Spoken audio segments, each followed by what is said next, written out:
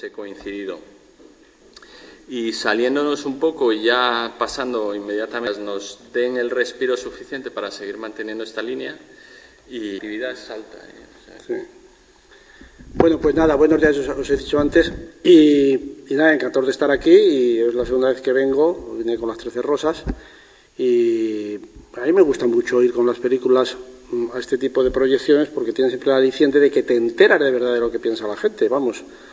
No, la gente no es muy propicia a quedarse a los coloquios estos, yo lo entiendo, porque se termina tarde, entonces hay que quedarse mal, la película casi dura 2 horas, pues ya nos van a dar más de las 9:30, entre la presentación y tal igual, la gente que se quiere ir a cenar. Bueno, pero los que se quedan siempre son los más interesados, y de esos, los que se quedan, los que hablan, que son un 5% nada más, de alguna manera responden al sentimiento general de que se nota de lo que ha significado la película. En una película como esta es doblemente interesante porque, a pesar del cartel tan horrendo que tiene, y lo digo así porque es que no tengo por qué ocultarlo, es horroroso, pues la película no es así, la película no es esa especie de payasada de 3 idiotas así haciendo el tonto, sino que es una película que es una comedia finalmente, pero una comedia dramática, que no empieza como una comedia, empieza como una cosa ligerita, se complica un poco más, tiene la protagonista femenina, que es la protagonista total de la película, pues tiene sus problemillas, y aparecen estos dos que tienen también a su vez sus problemillas y que son amigos. En fin, la película es complicada, los personajes son complicados y la comedia surge, sobre todo teniendo 3 actores que tienen muy buena vis cómica y teniendo unas secuencias y unos diálogos y unos planteamientos de temas que también están propicios para la comedia. Pero no es una comedia como otras que he hecho yo, como El otro de la cama. Lo digo porque el cartel siempre invita a que el espectador piense eso, y es muy malo engañar al espectador antes de que entre a la sala. Aquí, como no estamos hablando con los espectadores, no sé si sirve para algo que yo diga esto, seguramente no. Pero bueno, por lo menos a la prensa me gusta decírselo para que vean que, bueno, qué es lo que yo he querido hacer realmente, o qué es lo que hemos querido hacer, Daniela y yo. Y esto es lo más importante que tengo que decir. Lo que pasa es que lo que me gustaría, si tenéis alguna pregunta que hacerme, pues os contesto a todo lo que queráis. Y le voy a pasar un momento el micrófono a Daniela, pues yo creo que ella va a hacer una cosa que sé que me vais a decir. ¿De qué trata la película? Reitero que no es baladí, que de verdad que para los que hacemos las películas, verlas en directo con la gente, y además sabemos que no se ha estrenado en Santander. El cine español, por desgracia, llega cada vez... pues una semana. Pues nos había dicho Enrique que no. Pues es como si no se hubiera estrenado. Y pues desgraciadamente, si llega, apenas se ve, y muchas veces ni llega. O sea, a muchos sitios no llega. Antes de pasar, hay que decir que hace 5 años las películas se empezaron a estrenar en todas partes, pero como han tenido los espectadores implicados, en general en cine español y para el cine americano y para todos los tipos de cine, pues empiezan a restringir los exhibidores, claro está, a aquellos productos que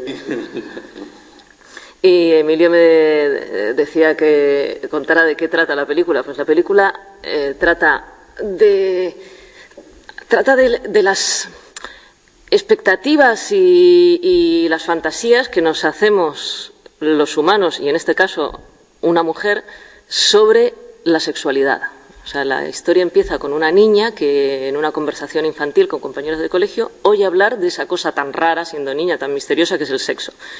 Y se genera en su cabeza unas fantasías desorbitadas sobre lo que tiene que ser aquello.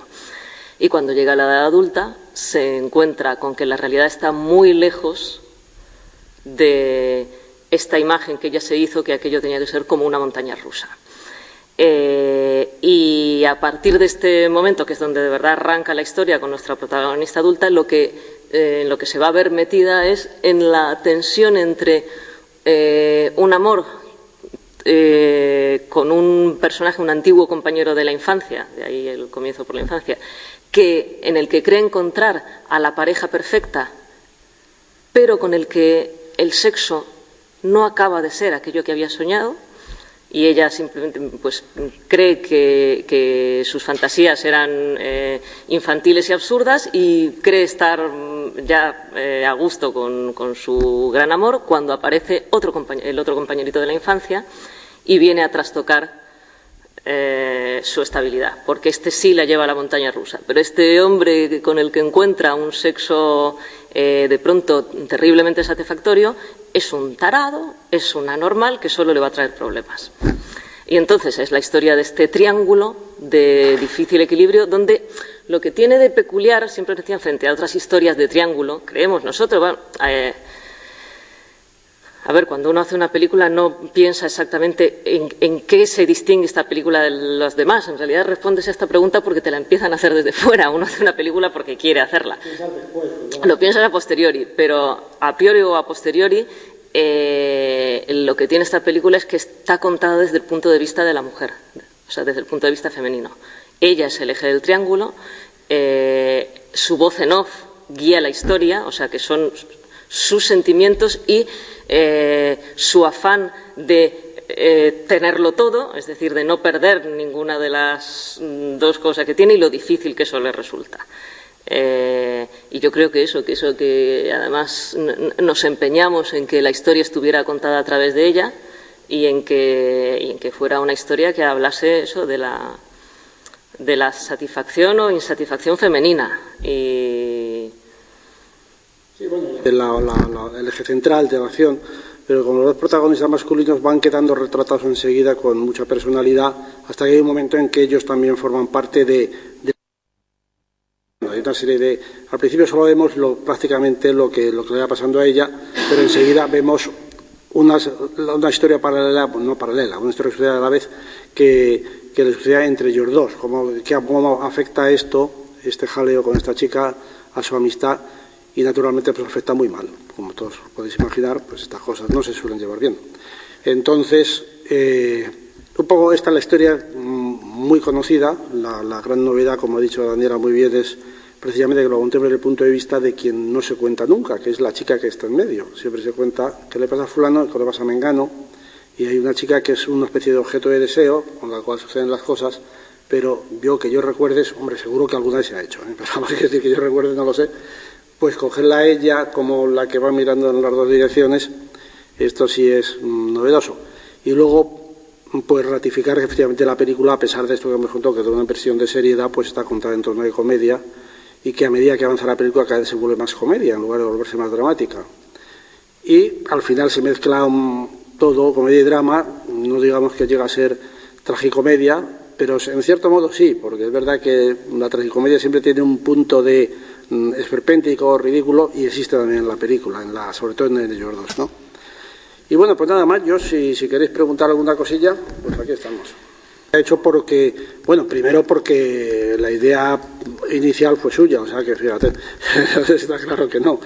Pero yo me refería, sobre todo, lo que estaba explicándome ahí, era en que yo me iba a meter en un terreno desconocido para mí hoy día. No sé si el día de mañana, cuando sea mujer, a lo mejor ya sí lo entiendo mejor, pero ahora para mí era muy desconocido el tema por lo menos lo tenía que saber de oídas.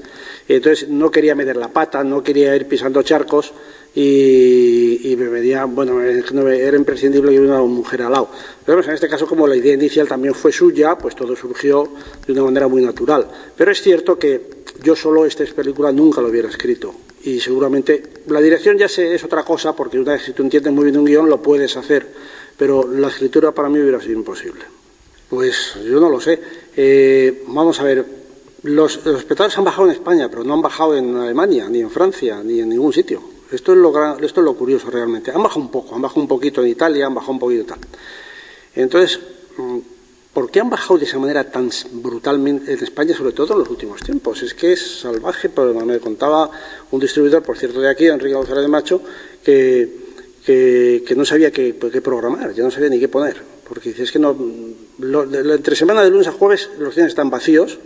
Ahí vemos muchísimas veces, y nosotros hemos visto, el mundo lo hemos visto ya, un solo espectador viendo las películas, dos espectadores, y las películas americanas de gran éxito, por ejemplo la de Spielberg, esa última de la Guerra Mundial, pues me decía que hizo pues como mucho menos de la cuarta parte de dinero de lo que hubiera sido normal que hiciera. O sea que con el éxito que tenía, hubiera hecho 4 veces más dinero o 5 veces más dinero de lo que había hecho. Y las españolas igual, o sea, si antes hacían un poquito así, pues ahora no hacen casi nada.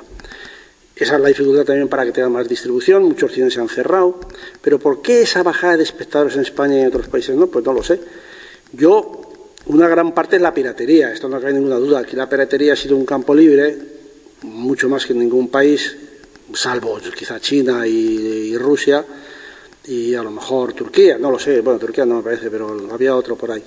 En cualquier caso, aquí ha sido un campo abonado para que desde antes del 2000, desde bastante antes, desde finales de los 90, todo el mundo pensara que el cine ya no era una cosa por la que había que pagar una entrada.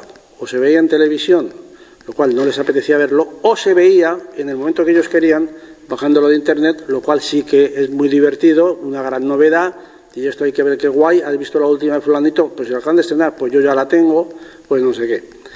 Entonces, esto ha sido una devastación absoluta de la taquilla, que ha ido creciendo y creciendo y creciendo, pero más que por el hecho de que ya la hayan visto, por el hecho de que ya no es una cosa que tiene un valor económico.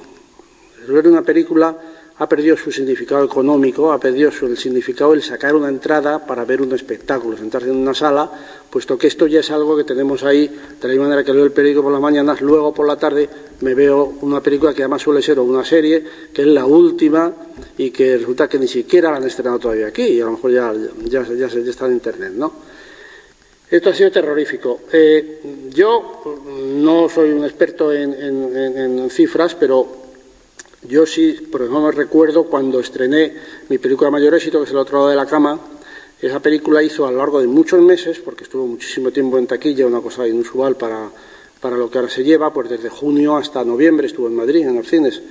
Y al mismo tiempo, como les digo, estaba en internet. Y ahí sí me preocupé yo de calcular y de preguntar, o yo no sé cómo lo averigüé, o en internet había otras páginas que lo decían, más o menos cuánta gente había visto la película por internet en lugar de verla en las salas, y eran otros 12 millones de euros más de entradas.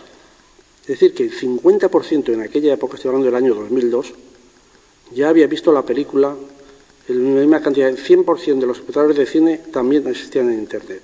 Ahora, esa cifra creció desmesuradamente hasta nuestros días, o sea que ahora ya muchísimo más. Una película de éxito, de esas americanas sobre todo, la ve en internet infinitamente más gente que fuera. De ahí que los americanos estuvieran tan enfadados y que cuando se viera Obama con Zapatero, con Rajoy, lo primero que le dicen es ¿qué pasa con la piratería del cine y de la música en España? Y aquí les damos un poco la callada por respuesta siempre, que ha sido una situación francamente anómala y francamente incomprensible. Porque no sé quién decía, pues en Inglaterra funciona el video on demand en la red, o sea, que se puede uno comprar una película y verla, y